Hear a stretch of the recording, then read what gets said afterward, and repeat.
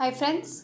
तो हमने last video में आपको मिनिमम स्टिमुलेशन प्रोटोकॉल के बारे में बताया था, जो कि हम यूज़ कर सकते हैं उन पेशेंट्स के लिए जिनको कि बार बार आईवीएफ करने पर भी आईवीएफ साइकिल्स फेल हो रहे हैं।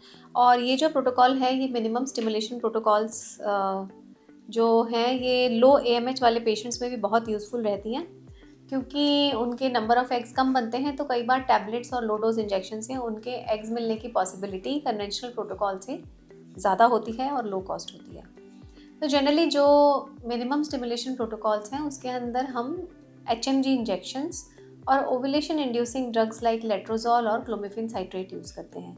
मेरे यहाँ पे मैं जनरली लेट्रोजोल ही यूज़ करती हूँ, क्लोमिफेन साइट्रेट नहीं यूज़ करती हूँ, कंसिडरिंग कि जो क्लोमिफेन साइट्रेट है वो एंटी इस्ट्रोजेनिक होती है और उससे एंडोमेट्रियम जो है वो डैमेज होता है, और उससे जब हम एम्ब्रियो ट्रांसफ़र करते हैं तो इम्प्लांटेशन की संभावनाएं लेट्रोजोल के कंपैरिजन में कम होती हैं।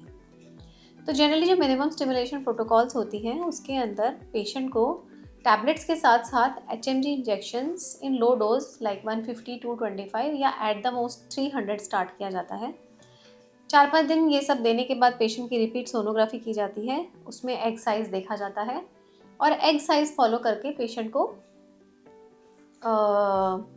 इंजेक्शंस और टैबलेट्स दिए जाते हैं।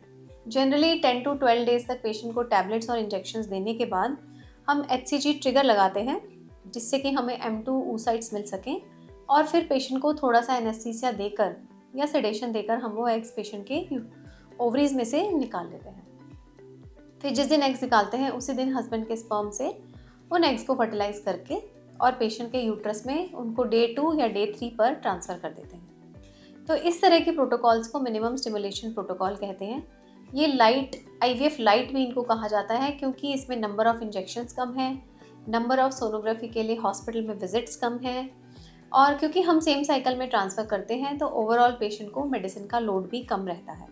और मोस्ट इम्पॉर्टेंट इसकी कॉस्ट काफ़ी अफोर्डेबल होती है, और ये पेशेंट आराम से रिपीटेड आईवीएफ साइकिल्स वाले जो कि ऑलरेडी ड्रेन हो चुके हैं, तो वो इस साइकिल को ईजिली अफोर्ड कर लेते हैं। तो आपको ऐसे होपलेस होने की ज़रूरत नहीं है अगर आपके बार बार आईवीएफ साइकिल्स फेल हो रहे हैं। You can definitely try minimum stimulation protocols. They give the advantage to the patient कि वो सेल्फ एग से अपना आईवीएफ करवा सकें। तो लो एमएच के पेशेंट्स में, क्योंकि कन्वेंशनल प्रोटोकॉल और मिनिमम स्टिमुलेशन प्रोटोकॉल के आउटकम्स में ज़्यादा डिफरेंस नहीं होता, तो इसलिए पेशेंट आईवीएफ लाइट या लो कॉस्ट आईवीएफ या मिनिमम स्टिमुलेशन प्रोटोकॉल करवा कर आईवीएफ की प्लानिंग कर सकता है। Thank you.